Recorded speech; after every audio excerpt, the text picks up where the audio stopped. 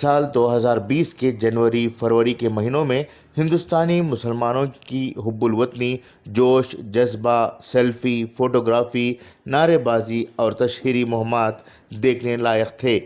ہر کوئی ملک کی آزادی کا مجاہد بن گیا تھا، کوئی مولانا آزاد بن گیا تھا تو کوئی مولانا محمد علی جوہر کی طرز پر تقریریں کر رہا تھا۔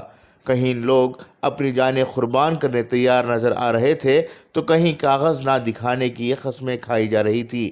اس سال آنے والے یوم جمہوریہ کی تقریب میں جتنا جوش دیکھا گیا تھا وہ اس سال پوری طرح سے کمزور پڑ چکا ہے۔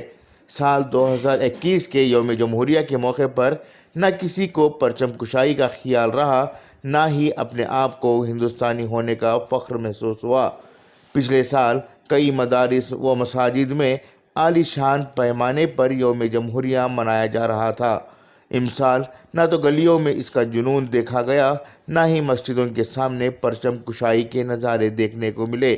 جس طرح سے پریشانی میں مسلمانوں کو خدا یاد آتا ہے، اسی طرح سے فرقہ پرستوں کے دباؤ میں ملک کی جمہوریت یاد آتی ہے اور ہمارے آبا و اجداد کی قربانیوں کو ہم یاد کرتے ہیں۔ پچھلے سال NRC اور CAA کی مخالفت میں مسلمان سڑکوں پر اترے تھے۔ اس وقت وہ ملک کی دوسری قوموں سے گڑ گڑا کر التجا کر رہے تھے کہ وہ مسلمانوں کا ساتھ دیں اور اس ملک کی جمہوریت کو بچانے میں اہم کردار ادا کریں، اور یہ بھی حوالہ دے رہے تھے کہ دلت، کسان اور دیگر اقلیتی ہی اس ملک کی جان ہیں، اس لیے ہم تمام کو مل کر فرقہ پرست طاقتوں کے خلاف لڑنا ہوگا۔ لیکن آج جب کسان سڑکوں پر ہیں اور اس وقت کسان ایکتا کی تائید کرنے کی ضرورت تھی، سوائے گنی چنی تنظیموں کے مسلم نوجوان اور کوئی مسلم جماعت یا ادارے نے اس احتجاج میں کھل کر شرکت نہیں کی۔ آخر سوال یہ ہے کہ آخر مسلمان کیا اپنے ہی وجود کے لیے کام کرتا ہے اور کیا اپنی ضرورت کے مطابق دوسروں کی ضرورت ضروری سمجھتا ہے؟ کیا یہ وقت نہیں کہ کسانوں کے ساتھ مل کر مسلمان بھی اپنے حق کی آواز بلند کرتا؟ جب سارا دیش سڑکوں پر ہے تو اس وقت دیش کے مسلمان گھروں میں ہیں۔